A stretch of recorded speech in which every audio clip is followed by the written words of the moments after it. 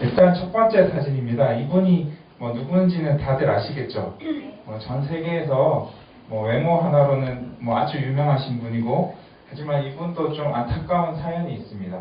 그리고 우리나라에서도 꽤 유명하신 분들 중에도 이렇게 제가 사진을 모아봤습니다. 이분들의 대부분 공통점은 다 대장암으로 투병을 하셨거나 아니면은 유명을 달리 하신 분들이 앞에 나오시는 분들입니다.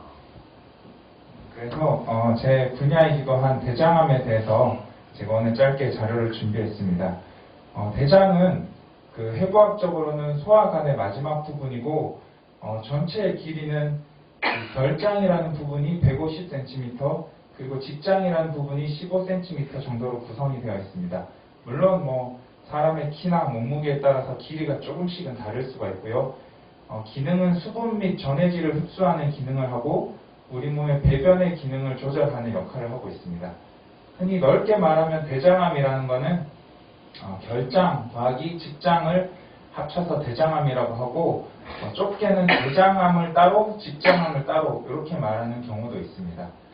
그렇다면 암이라는 것은 조직이 세포 교체 도중에 일어나는 대표적인 질병을 암이라고 합니다. 대부분의 세포가 생겼다가 분열했다가 괴사하는 이런 규칙을 따라서 움직이고 있는데, 이 규칙에서 어떠한 이유에서든 화학적인 물리적 자극에 의해서 규칙에서 벗어날 때 암이 생기고, 이런 복잡한 경로에 따라서 암이 발생합니다. 처음에는 정상적인 상피세포가 APC진이라는 거에 로스에 의해서 분할을 거치면서 아데노마, 선종으로 변했다가 어떠한 과정에 의해서 암으로 변하는데, 그 과정에 미치는 인자들은 P53이라든지 KRAS라든지 여러 가지 종류의 변화를 겪습니다. 저희가 암을 치료하고 연구하는 데 있어서 이 결론적인 암을 치료하는 것도 중요하지만 근본적으로는 이러한 과정 중에 한 가지만을 차단하는 것을 발견하게 된다면 그것이 바로 암 정복에 다가가는 길이어서 아마 세계적으로도 막대한 자본이 투입되어서 지금 이쪽으로 연구가 진행 중인 것으로 알고 있습니다. 그렇다면 대장 항문 쪽에 생기는 암에 발생하는 위치를 보면 대장은 이렇게 아까 말씀드린 것처럼 한 150cm가 되기 때문에 그 위치마다 좀 암이 발생하는 빈도가 차이가 있습니다. 그 중에서도 저희가 제일 환자도 많고 임상적으로도 증상이 많은 쪽이 왼쪽 아래쪽에 생기는 암입니다. 이 부분이 전체적으로는 70%가 이쪽에서 생기고, 우리가 검사를 할 때 있어서 이따가 나오겠지만 손가락으로 항문을 만져보는 것이 중요한 이유가, 이렇게 장이 넓지만 손가락은 한 7, 8cm 정도밖에 되지 않습니다. 하지만 손가락으로 만질 수 있는 암이 이 70%의 반 정도가 그쪽에서 발생하기 때문에 손가락 검사를 중요하게 생각을 하고 있습니다. 그리고 조직학적으로는 WHO에서 이런 분류를 해서 나눠지고 있고요. 대부분 가장 흔한 것이 두 번째 보이는 아데노칼시노마라고 한국말로는 서남이나 서남종이라고 불립니다. 대부분 대장에 발생하는 암들이 아데노칼시노마이고, 다양한 조직학적 분류를 띠는데 이것은 약간의 치료가 방침이 달라질 수 있기 때문에 수술 전 조직 검사에서 어떤 종류의 암인지 알고 치료를 하는 것이 중요합니다. 대부분 암 관련 통계는 우리나라 통계보다는 미국 통계가 좀 더 많습니다. 하지만 우리나라에서도 이제 매년 통계 발표를 하는데 2014년 12월 가장 최근 통계입니다.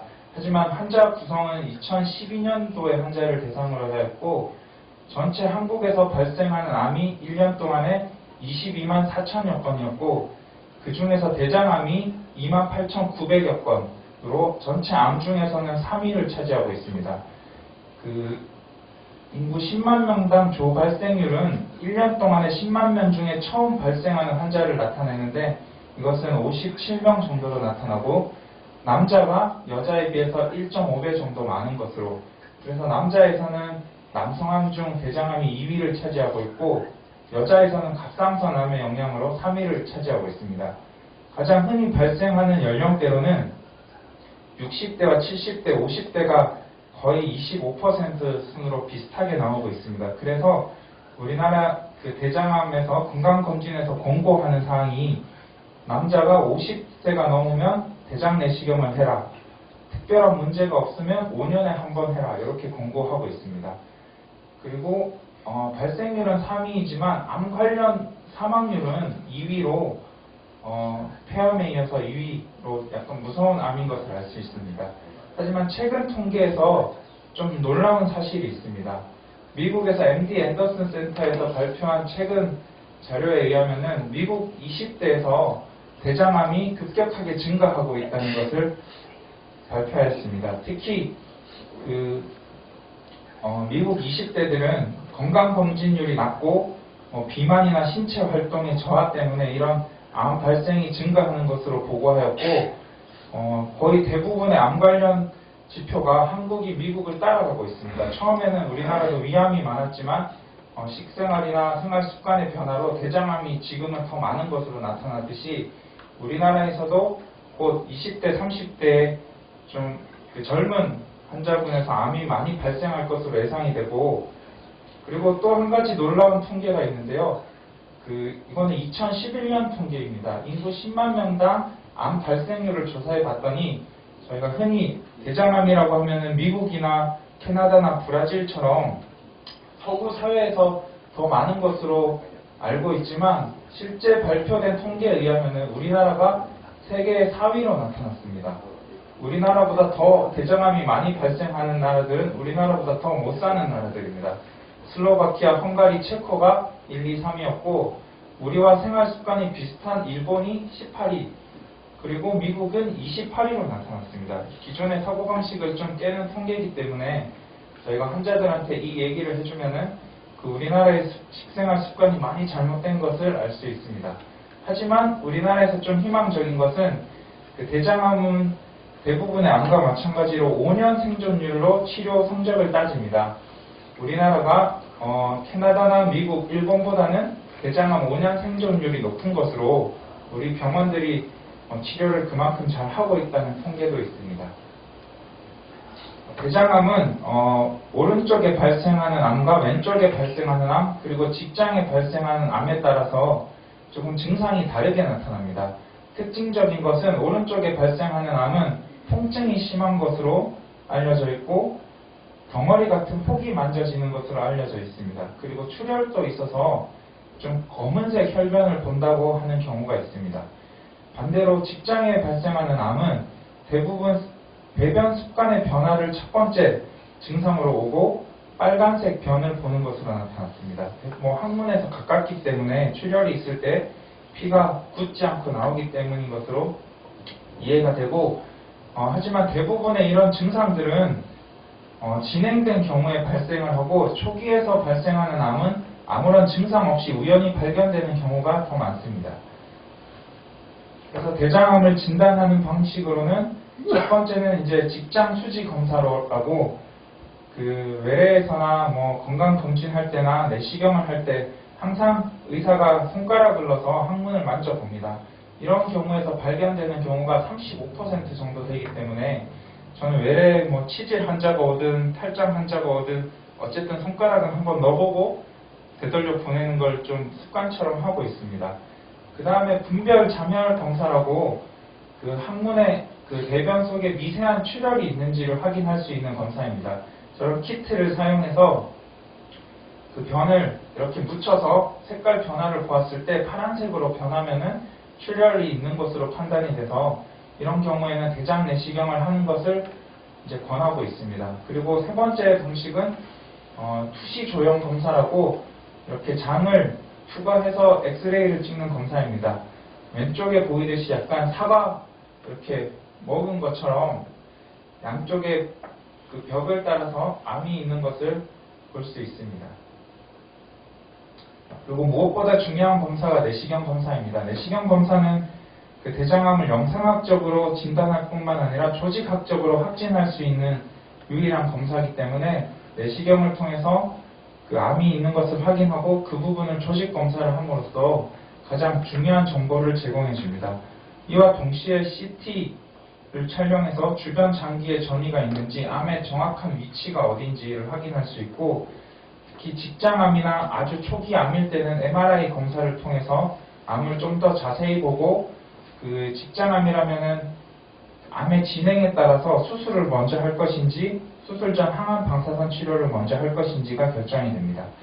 그리고 오른쪽 마지막 사진은 펫CT 사진입니다. 펫CT는 잘 아시는 바와 같이 머리 끝부터 발끝까지 한 번에 암이 있는 부분과 전이가 있는 부분을 확인할 수 있는 아주 유용한 검사인데, 그래서 이런 검사들을 마치고 대장암은 임상 병기에 따라서 1기, 2기, 3기, 4기로 나눠집니다. 대부분의 1기, 2기, 3기는 근치적 수술로 치료가 가능하고 4기일 때는 다른 장기에 전이가 있기 때문에 그 부분을 수술로 완전히 제거할 수 있을지, 아니면은 어떤 증상을 해결하는 수술을 할지, 아니면은 수술보다는 항암 방사선 치료로 나머지 암이 더 전이가 되거나 생명을 유지하는 데 조금 더 도움이 되는 치료를 할지 결정을 하게 됩니다. 그래서 아주 초기일 때는 요즘에는 좀 더 이제 범위가 넓어지고 있는데, 내시경으로 절제만으로써 암 치료가 되는 경우가 있습니다. 이건 아주 초기일 때 그 암의 깊이가 점막 하에 국한되어 있을 때, 왼쪽 아래쪽에서 보시는 것처럼 용종 제거술을 하거나 아니면 좀 더 확대돼서 점막하 절제술을 통해서 암을 치료할 수 있는 방법이 있습니다. 이런 방식이 안 될 때는 결국은 수술을 통하는 방식이 있는데, 대장암 수술은 그 혹을 떼는 게 중요하지만 혹만 제거하는 것은 충분한 수술이 아닙니다. 그 주변 그 장기가 마진이 충분할 정도로 충분한 대장 절제 및 주위 림프절 절제를 통해서 대장암을 완치할 수 있다고 되어 있고요. 제가 환자들한테 설명할 때는 이 대장암이 발생하는 부위에 따라서 이 피자를 자르듯이 이렇게 조각으로 절제를 해야 된다, 이렇게 설명을 하고 있습니다. 수술은 원칙적으로는 개복 수술이 제일 많이 행해지고 있고요. 현재는 조금 경향이 바뀌고 있습니다. 하지만 가장 기본적인 개복 수술로 수술자가 복부를 절제하고 암을 직접 확인하고 그 위쪽 아래쪽을 충분한 마진을 가지고 절제하는 수술이고, 오른쪽에 보시듯이 좀 보기 싫은 흉터가 남고 회복 시간이 좀 긴 단점이 있습니다. 하지만 암이 진행이 많이 됐거나 주변 장기에 전이가 있을 때는 피할 수 없는 방법이 되기도 합니다. 하지만 요즘 대세는 복강경 수술입니다. 저 같은 경우는 그 전이가 없는 원바람, 재바람이 아닌 원바람에 있어서는 95% 정도는 복강경으로 수술을 할 수 있다고 생각을 하고 있고요. 왼쪽에서 보시는 것과 같이 뱃속에 그 트로카라는 기구를 삽입하여서 긴 젓가락처럼 생긴 기구들로, 수술의 방식은 똑같습니다. 안쪽에서 기구를 이용해서 혈관을 자르고 장을 자르고 다시 연결하고 이런 방식으로 수술을 하고 있고요.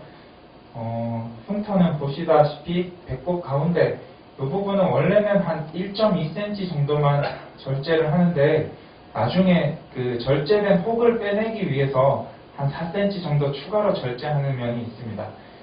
간암에 있어서는 그 간을 안쪽에서 갈아서 가루처럼 만들어서 빼낸다는 방식도 있긴 한데, 그렇게 되면 조직 검사를 할 수 없기 때문에 대장암에 있어서는 아직도 이렇게 복부를 한 4cm 정도 절제를 해서 그 혹을 제거하고 있고, 양쪽에 이렇게 점처럼 보이는 게 한 1cm에서 0.5cm 정도 되는 트로카가 들어있던 부위입니다. 그런 트로카 부위를 없애기 위해서 최근에 단일공 복강경 수술이라는 방식이 도입되고 있습니다. 이건 아까와 달리 배꼽만 뚫고 양쪽의 트로카를 뚫지 않고 수술을 하는 방식이고, 보시다시피 약간 특수화된 기계를 사용해서 배꼽으로 수술을 하고, 위쪽 사진에서 보시다시피 카메라 잡는 사람이 자세가 아주 불편합니다. 그래서 좀 팀워크가 좋을 때, 좀 익숙해졌을 때 단일공 수술을 시도해 볼 수 있겠고, 수술방하고 손발만 잘 맞으면 좀 젊은 환자에서 또 초기 암일 때는 단일공 수술을 하려고 생각을 하고 있습니다.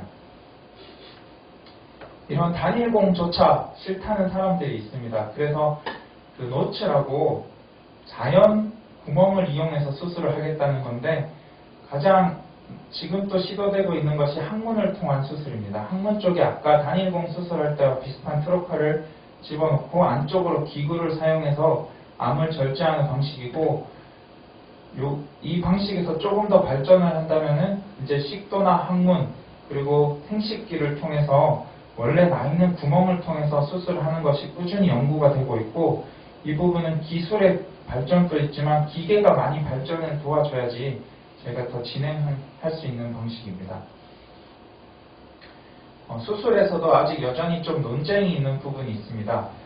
그 직장암에서 진행이 된 암일 때 수술 전 항암 방사선 치료를 먼저 할 것인지 수술을 할 것인지, 이 부분에 있어서는 그 인디케이션이 명확하게 정해져 있기 때문에 그 직장암 아래쪽에서 한 10cm 정도, 그러니까 가운데에 위치한 직장암에 있어서 그 병변이 T3 이상일 때는 수술 전 항암 방사선 치료를 하고 사이즈를 줄여서 수술을 하는 것이 그 항문을 보존하고 나중에 수술을 용이하게 함이 훨씬 유리하다는 면에서 이미 정해져 있고요. 만약에 그 종양으로 인해서 그 폐쇄가 있을 때 콜론에다가 스텐트를 먼저 넣고 항암 방사선 치료를 할 것인지 수술을 할 것인지, 이런 또 논쟁이 있고, 수술을 한다면은 개복 수술을 할 것인지 복강경 수술을 할 것인지, 이 부분도 그 5년 생존율을 봐서는 복강경 수술이랑 개복 수술이랑 성적은 아직까지는 똑같습니다. 종양학적으로는 복강경 수술이 그렇게 유리한 면이 없지만은 그 수술 후 회복, 통증, 상처에 있어서는 유리한 점이 많고, 이제 대세가 복강경 쪽으로 가기 때문에 그쪽에 좀 더 자료가 더 모이면은 아마 5년 생존율에도 변화가 있을 것으로, 왜냐하면 그 개복 수술보다는 암을 덜 건드리고 수술하기 때문에 그 종양이 수술 중에 다른 부분으로 파급되는 것을 현저하게 줄여준다는 의견이 있습니다. 그리고 수술을 하기에 있어서 수술 전 장청결을 해야 되는데, 그게 또 환자분들에 따라서 장청결 약을 먹는 게 아주 힘들어하는 분들이 계십니다. 그래서 이 부분도 종양의 위치에 따라서 대부분 그 하행 결장이나 직장암에 있어서는 지금처럼 그 콜라이트라는 것을 4리터 먹어야 되지만, 우측 대장에 있어서는 약을 좀 더 줄이는 것이 지금 또 트렌드로 자리 잡고 있습니다.